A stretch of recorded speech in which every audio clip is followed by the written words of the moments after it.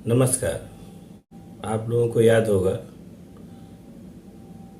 31 अक्टूबर पूर्व प्रधानमंत्री इंदिरा गांधी की पुण्यतिथि है।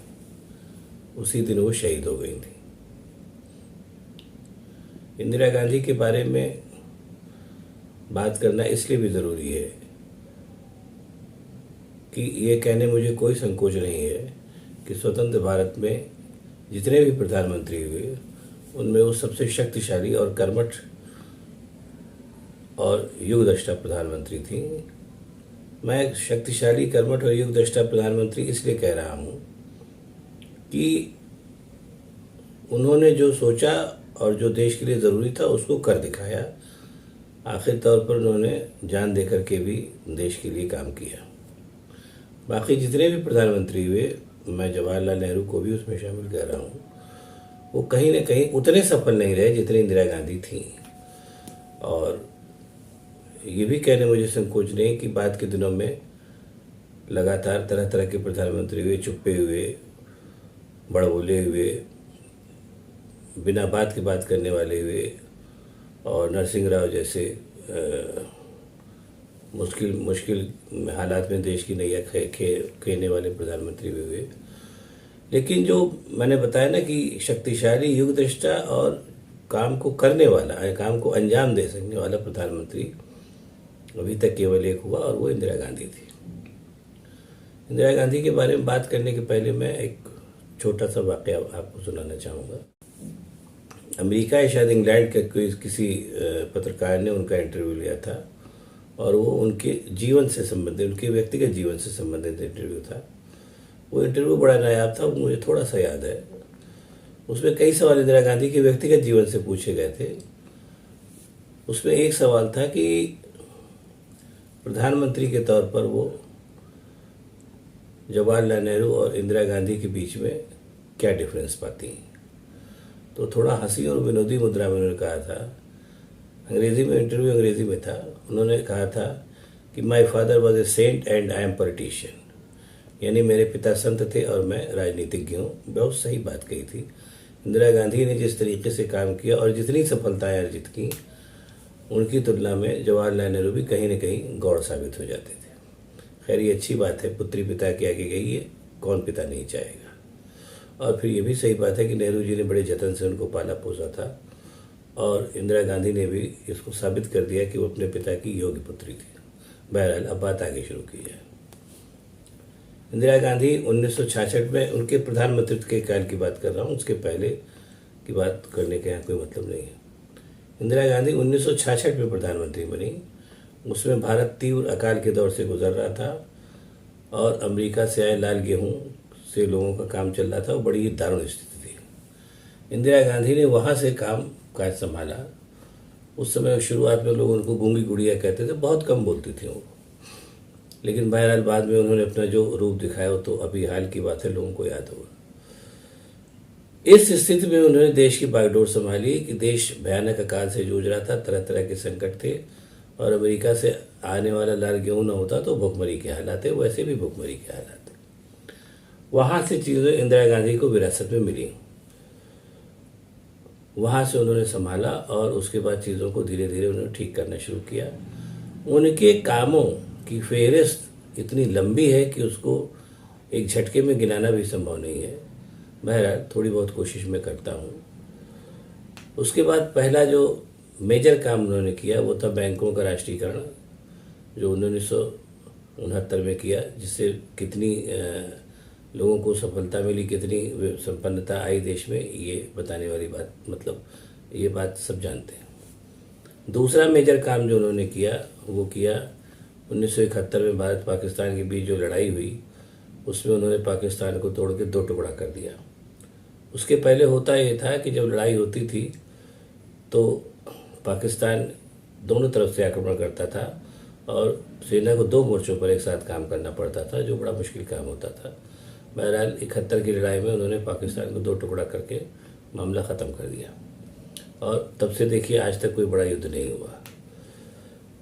तीसरा बड़ा काम जो किया उन्होंने, वो चूंकि चीन से लड़ाई हो चुकी थी और चीन से करारी हार मिली थी, जिसका सदमा देशवासियों को था, और फिर वैसा करारी हार और सदमा न मिल सके, इसके लिए उन्होंने अंतिम उपाय किया और 1974 में परमाणु विस्फोट करके भारत को महाशक्ति बना दिया। अब आप इस बात पर गौर करिए कि मात्र 8 वर्षों में एक भूखमरे राष्ट्र को परमाणु शक्ति संपन्न राष्ट्र बनाना मामूली काम नहीं है, और ये इंदिरा गांधी ही कर सकती थी। ये तो उनकी 3 मेजर 74-75 तक की उपलब्धियां मैंने बताई। उसके बीच में उन्होंने हरित क्रांति की, जिसकी वजह से आज तक देश में अनाज की कमी नहीं है। और कहीं ना कहीं मुझे ये कहने में भी हिचक नहीं है कि जो आज 80 करोड़ लोगों को हर महीने गल्ला दिया जा रहा है, वो भी कहीं ना कहीं इंदिरा गांधी की देन है। उसके अलावा उन्होंने श्वेत क्रांति की, जिसके फलस्वरूप आज भारत दुनिया में दुग्ध उत्पादन का सबसे बड़ा देश है। ये अलग बात है कि बहुत बड़ी जनसंख्या के नाते प्रति व्यक्ति दूध की खपत उतनी ज़्यादा हिंदुस्तान में नहीं है जितनी यूरोपियन और अमेरिकन देशों में है, लेकिन भारत दुनिया में सबसे ज़्यादा दूध का उत्पादक देश है, ये फैक्ट है। और भी तमाम कल कारखाने उन्होंने लगाए, उसका सबका कहाँ तक बताया जाए उसका जिक्र बहरहाल जानते हैं सब लोग। इसके अलावा उन्होंने राष्ट्रमंडल खेलों का आयोजन किया और राष्ट्रकुल देशों का सफल आयोजन किया, और सबसे बड़ी बात जिसका जिक्र करना चाहिए यहाँ पर कि किन्हीं वजहों से जब पंजाब समस्या के लिए उनको अंतिम स्वर्ण मंदिर में सेना भेजने की बात करनी पड़ी, तो उनसे कई लोगों ने कहा कि आप बड़ा गलत करने जा रहे हैं, इसके परिणाम बहुत बुरे होंगे, आपकी जान पे भी बन सकती है। तो उन्होंने कहा कि देश के लिए जान चली जाए कोई बात नहीं है। और जिस समय उनकी हत्या हुई 31 अक्टूबर को, उससे थोड़े ही दिन पहले उनको खुफिया एजेंसी से रिपोर्ट मिली कि आप अपनी सुरक्षा में तैनात सिख सैनिकों को हटा दीजिए। उन्होंने कहा कि नहीं, इससे गलत संदेश जाएगा और ये संदेश जाना ठीक नहीं है, और उन सैनिकों को बने रहने दिया। अंत में वही उनकी हत्या के कारण भी बने। इसके अलावा दूसरा जो सबसे बड़ा काम उन्होंने किया, दूसरा क्या करिए, उनके तो कई काम थे, वो ये कि ये शायद 74 या 75 की बात है, ये सिक्किम और भूटान सिक्किम एक स्वतंत्र राष्ट्र था छोटा सा, और भूटान भी एक राष्ट्र ही था, वो अभी भी राष्ट्र है। ये 2 छोटे से राष्ट्र थे जिनके माध्यम से, जिनको चीन हड़प करके और वहाँ से चिकन स्नेक के माध्यम से जो उत्तर पूर्व था उसको अस्थिर करना चाहता था। और अरुणाचल वगैरह जिस पे अभी भी कब्जा करता है, अपना कब्जा बचाता था, वो पूरे उत्तर पूर्व पे उसकी निगाहें लगी हुई थी चीन की। रातारात इंदिरा गांधी ने सिक्किम को भारत का हिस्सा बना लिया और भूटान को प्रोटेक्टेड स्टेट बना करके भारत पर पूरी तरीके से आश्रित कर दिया।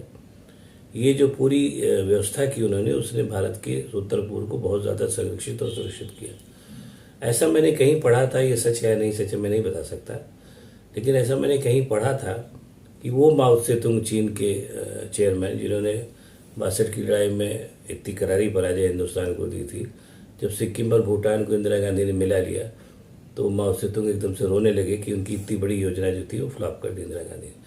और लास्ट में एक बात मैं कहूँगा कि पूरे कालखंड में जवाहरलाल नेहरू से लेकर के और ये नरेंद्र मोदी तक, ये जो इंदिरा गांधी का दौर था 17 साल का, इस कालखंड में चीन की हिम्मत नहीं हुई कि वो भारत पर आक्रमण करता, और 2-3 जो उसने कोशिश की ऐसा करने की, तो उसको बड़ा ही मुंहतोड़ जवाब दिया गया। जो आज के शब्दों में कहा तो मुंहतोड़ जवाब दिया गया, हालांकि उनको उसको प्रॉपर जवाब दिया गया। और ये कोशिश उसने बस केवल एक या 2 बार की, इससे ज़्यादा उसकी हिम्मत नहीं हुई। और चूंकि इंदिरा गांधी एक कर्मठ नेता थी और बोलती बहुत कम थी, काम ज़्यादा करती थी, इसलिए वो इस तरीके की चीज़ों का प्रचार नहीं करती थी, लेकिन ये फैक्ट यही है।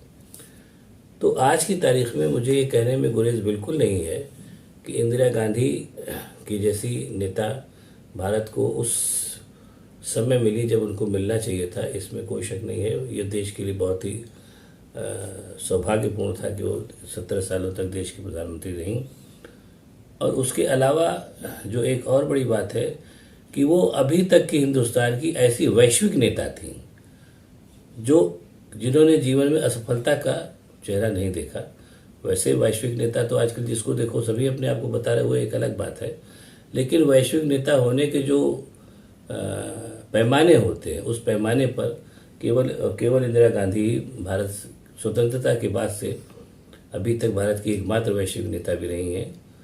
ईश्वर उनकी आत्मा को शांति दे, और मतलब दोबारा कोई ऐसा प्रधानमंत्री भारत को दे जो इंदिरा गांधी जैसा हो, हालांकि ऐसा होना बड़ा मुश्किल है। और आपको अगर ये वीडियो पसंद आया तो इसको लाइक करिए, शेयर करिए, सब्सक्राइब करिए, ताकि आपको और भी वीडियो ऐसे ही मैं दिखाता रहूं। बहुत सी पर्सनालिटीज़ हैं जिनके बारे में आपको मैं बताना चाहता हूं, जैसे भी कल ही मैंने एनटीआर के बारे में बताया, एनटीआर साहब के बारे में। तो मेरी आपसे गुजारिश है कि इसको देखते रहिए और लोगों को बताइए भी। बहुत बहुत शुक्रिया, नमस्कार।